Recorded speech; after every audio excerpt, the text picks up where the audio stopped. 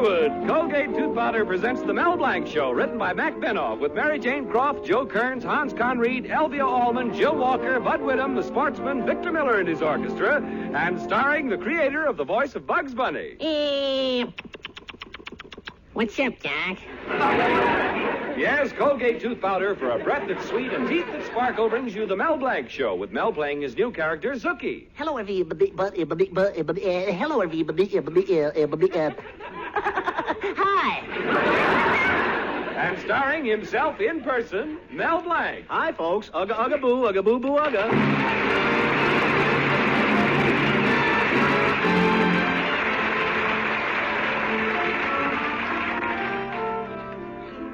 It's a warm spring day in Mel Blanc's little town, and young couples' thoughts are lightly turning to, thoughts. Everybody has springitis, and we hear Mary Baker saying to her boyfriend, Warren, Gosh, Warren, I've been tapping my feet all day long. Gee, I wish I'd known, Mary. We could have gone to a dance tonight. And elsewhere, we hear Barbara Bevins saying to her boyfriend, Jerry, Gosh, Jerry, I've been tapping my feet all day long. Gee, I wished I'd known, Barbara. We could have gone to a dance tonight. And in Mel Blanc's Fix-It Shop, where we find Mel and his girl, Betty Colby, Betty is saying, Gosh, Mel, I've been tapping my feet all day long. Gee, I wish I'd known, Betty. You could have cracked some walnuts for me. Yes, Mel is being very evasive, and believe it or not, he doesn't want to take Betty out. It seems that Mel, having made an impression on the town's society leaders with his impersonations, had become quite a social lion. So now let's look in at the Fix-It Shop and listen to the lion roar. I'm sorry, Betty, but I can't take you to the movies tonight. A man of my social position only attends operas, concerts, political lectures, and art exhibitions. But, Mel, they're showing a Betty Grable picture. Let's go. That's one art exhibition I must see. No, Betty, no bourgeois cinemas for me. I've even turned in my Roy Rogers badge. Oh, come now, Mel. And, Betty, please don't call me Mel anymore. From now on, it's Melvin Jerome Blanc III. The third? You mean this has happened twice before? Yes, my grandfather was first, my father was second, I'm third. When I have a son, he'll be home plate. Who's playing shortstop? Oh, Mel, just because you went to a party, it's A party? Betty, dozens of parties. Yesterday, I was cocktailing at the Vanderpoofs at 7, cocktailing at the Lenahans at 8, cocktailing at the Burks at 9. What were you doing at 10? Ice bagging at home. Well, then you can't go with me tonight, huh? No, Betty, tonight I've been invited to the mansion of Mrs. Grimes, the society leader of our town. Boy, I can't wait till I get there. I'll kill him with my impersonations. Oh, here comes Father. Hello, Father. Oh, hello, Betty. Hello, Mel. Neighborly greetings to you, Squire Colby. Squire Colby. Such affectation. You big ninny, you're ruining my supermarket with the way you fix things. What did you do to my sausage machine? Oh, I fixed it, Mr. Colby. Well, I didn't have enough parts, so I put some in from a cigarette-making machine. Cigarette-making machine? No wonder those sausages came out with cork tips. Well, what are you worried about? No other sausage can make that statement. Looking at you, I often wonder how long can a person live without a brain? Don't worry, Mr. Colby. You've got plenty of good years left yet. Come along, Betty. Let's not waste our time any longer. Humph! Good day, Squire. Gosh, I must have sounded like an awful heel to Betty and her father. But if you want to get ahead in the world, you gotta be tough. I better practice my impersonations for Mrs. Grimes. Oh, here comes Mrs. Grimes herself. Ah, greetings, Squiress Grimes. Oh, Melvin Blanc. Oh, the effervescent exuberance of spring. Melvin, I'm blossoming all over. I'm budding. Oh, I'm a tree. Well, don't look now, Mrs. Grimes, but your sap is showing. Oh, Melvin, you're so droll. You know, ever since you flitted into our social set, we've become rejuvenated. Oh, I feel like a spreading bough. I feel like a fruit-laden tree. I feel like a leafy elm. Oh, and you've done it all. I feel like a sack of Vigoro.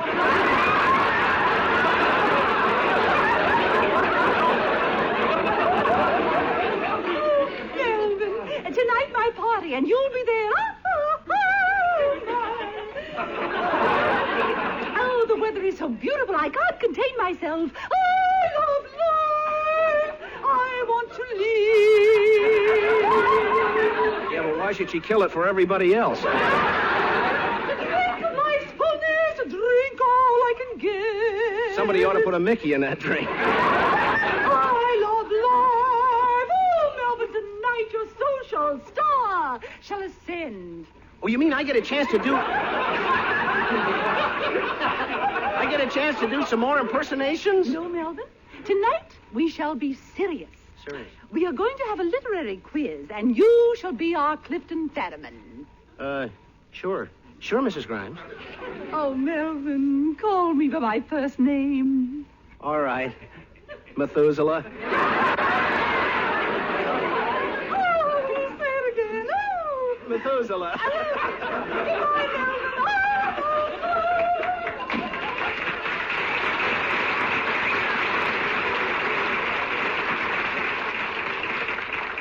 Gosh, what she could do for that Brooklyn infield.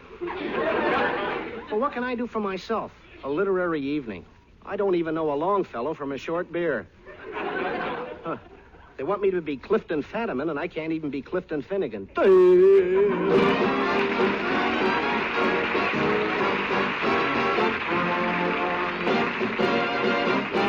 Use Colgate tooth powder, keep smiling just right. Use it each morning and use it each night. It cleans your teeth, makes breath so sweet.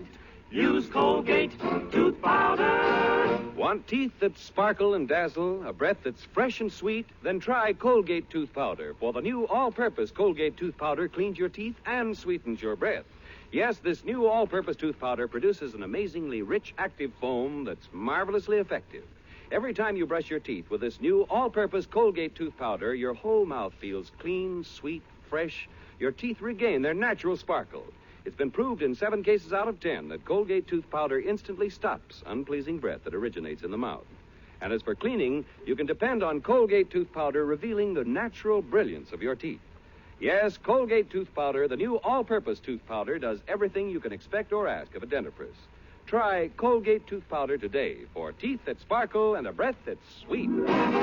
Use Colgate tooth powder. And now, Victor Miller, the sportsman, and Alexander's Ragtime Band.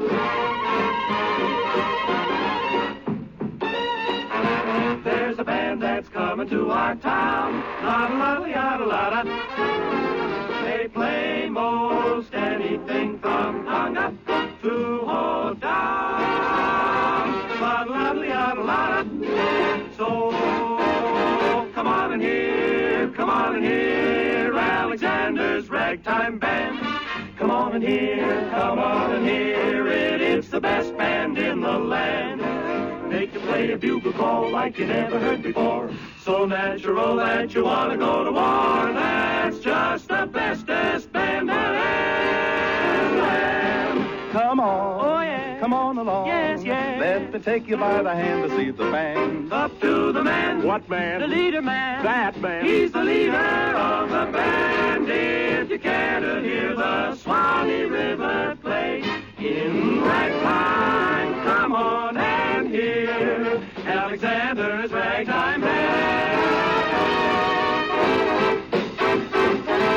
Alexander's Ragtime Band. It's the best band in the land.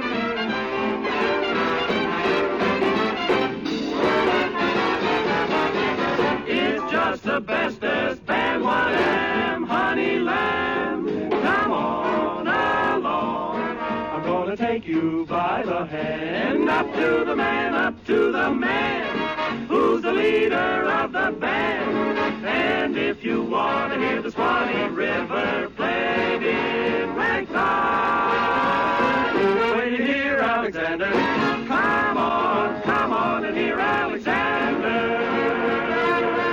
Ragtime.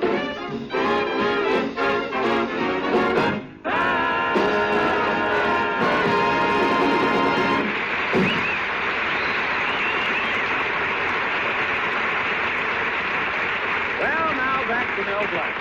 Tonight's problem is, how can Mel hold up his end of the literary evening to which Mrs. Grimes has invited him? But when it comes to things literary, Mel is strictly blank. Right now, he's in his fix-it shop trying to think of something very literary when in comes the town Beau Brummel, Hartley Benson. Hello, Hartley. It's good to see you. Naturally, Mel, old boy. It's always good to see great, big, adorable me. In fact, Mel, I am so sweet I could throw myself at my feet. Hartley, for once you don't bother me. Now that I'm in society, I can look down on you. Lovely sight, isn't it? I went to a society dance myself last week, Mel. The girls were dressed in tight-fitting dresses and low-cut gowns, but all eyes were upon me. What were you wearing? A strapless tweed. Oh, but was I mad? I had one dance with a ravishingly beautiful blonde when a man cut in and said, I want to dance with the most gorgeous creature on the floor. What did you do? What could I do? We danced.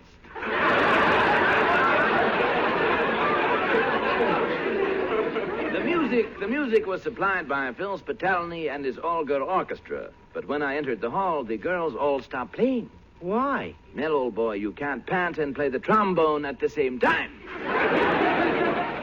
Who wants to be a hit at a dance?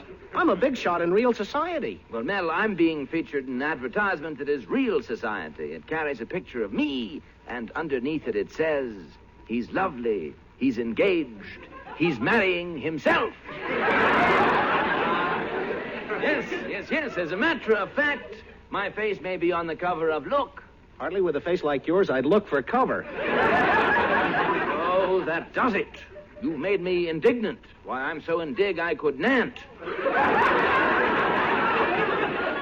Good day, Mel, you buffoon, and I leave you with the words of the immortal John Keats. A thing of beauty is a Hartley Benson. So long, nice seeing me.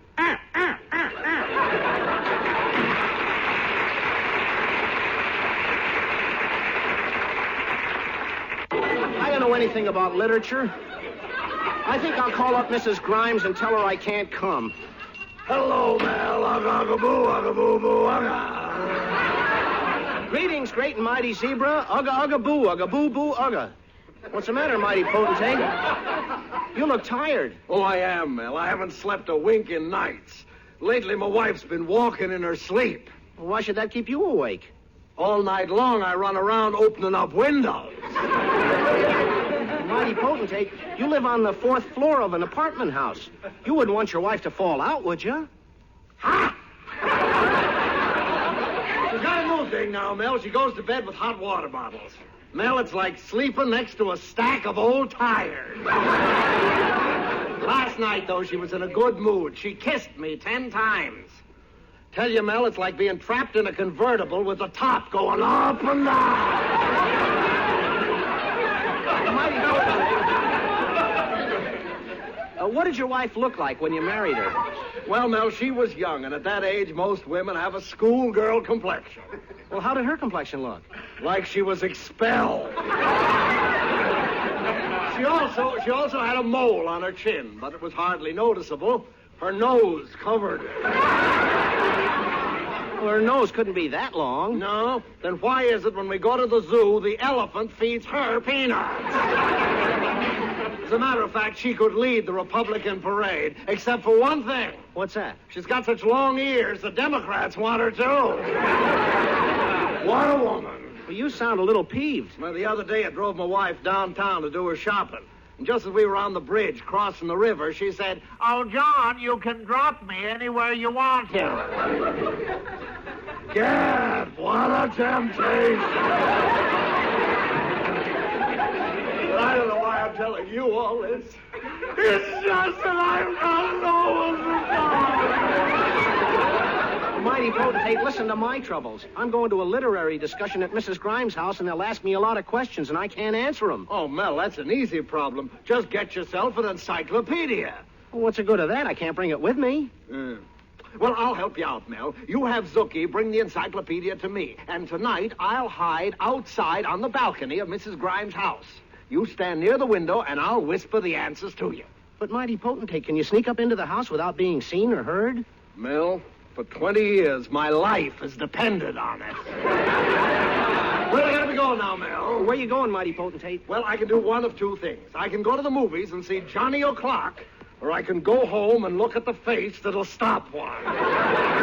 See you later at Mrs. Grimes' house, Mel. So long. Aga-boo, aga-boo-boo, aga. Aga-aga-boo, aga-boo-boo, aga.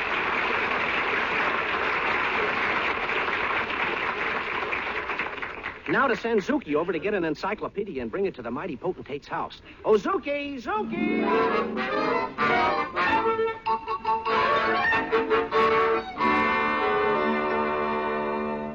All right, young man, you can browse around the bookshop. When you see something you want, just whistle. Yeah, okay. Let's see now. There's some magazines, some some What do you want? that blonde behind the counter. No, I want an encyclopedia. Well, here's one you might want. It's got all the latest statistics in it. California. The average rainfall for California has been in 9 inches, 2 feet, 6, 10, 12 feet. Run for the hills! The dam is broken. The figures on California pedestrians are interesting, too. Well, let's see. Automobiles knocked down 4 out of 6 out of 99 out of 100. They haven't got a chance. Now, will you take the book? Sure. Wrap up the wrap up the blonde.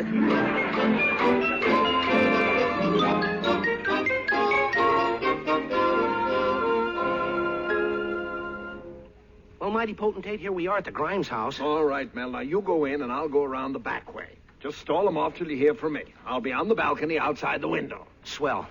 I'll ring the doorbell. Hello, Mrs. Grimes. Oh, Melvin, come right into the library. I want you to meet everybody. Everybody, come on. Meet Mr. DePeister. So charmed. I'm pleased to meet... so charmed. Lady Fortescue, delighted. Delighted. Lord Thumbledown. Johnny, George, oh,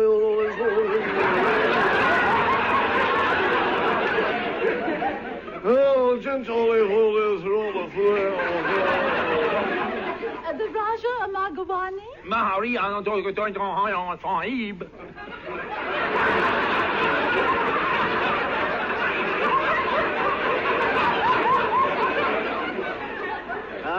Maher. There you got me. And Melvin, the Raja is here with the Maharaja. Where's the Paparaja? Oh, thank you. No one was laughing at your beastly joke. Melvin, sit down there by the window. We're past the literary discussion, and we're now taking up rock formations. I don't suppose you know the difference between a stalagmite and a stalactite. Who doesn't? After 3 martinis, a stalagmite becomes stalactite. Yes, I'm sure. And...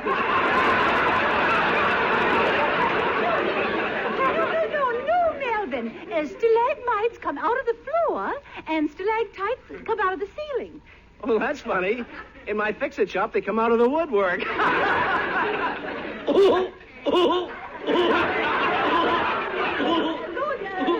Thumbledown, what are you laughing at? Where's the Paparaja?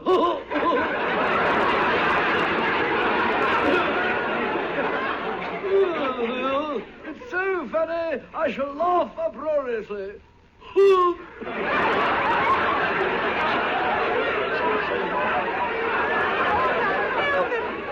Melvin, you're causing entirely too much levity in this discussion. Now, I want to ask you a question. Oh, Mrs. Grimes, do you mind if I open the window? It's a little stuffy in here. Oh, not at all, Melvin. Thanks.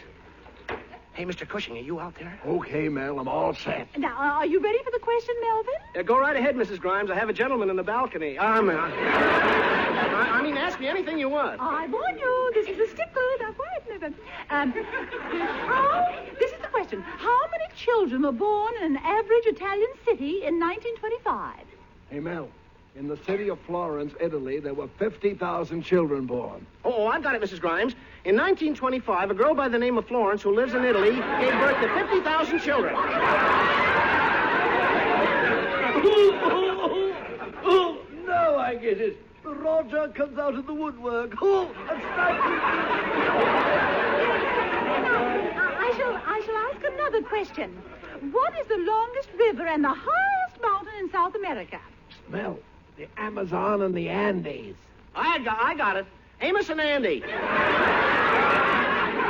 Melvin, you're being ridiculous. Now, my next question has... Oh, my goodness. Is that a face in the window? Well, statistics show that last year, 30,000 it's faces... Mr. Cushing. What do you mean by eavesdropping outside my window? Oh, just a second, Mrs. Grimes. I'll take the blame for everything. You see, Well, what's the matter now? I just got it. Amos and Andy had 50,000 children. That's tremendously funny. Shut up!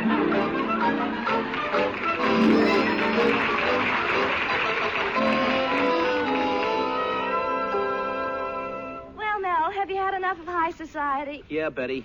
Back with the people of my own class. People like you and your father. People who appreciate... Oh, Mel, stop yapping so much and get on with this game of checkers. But, Mr. Colby, all I was saying... Come on, make your move before I break every bone in your body. What did you say? I said I'll break every bone in your body.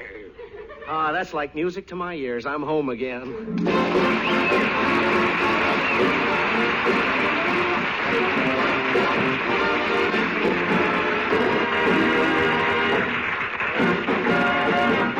Use Colgate tooth powder, keep smiling just right. Use it each morning and use it each night. It cleans your teeth, makes breath so sweet. Use Colgate tooth powder. A smile that dazzles, a breath that's sweet, teeth that sparkle. What a thrill to have all three. Then try Colgate tooth powder, Colgate all-purpose tooth powder. Its rich, active foam gets into every corner of your mouth to sweeten your breath. In 7 cases out of 10, it's been proved Colgate tooth powder instantly stops unpleasing breath that originates in your mouth. And when it comes to cleaning your teeth, you can't buy a dentifrice that does a better job than Colgate tooth powder, the all-purpose tooth powder. So for teeth that sparkle and a breath that's sweet, try Colgate tooth powder, the all-purpose tooth powder. Use Colgate tooth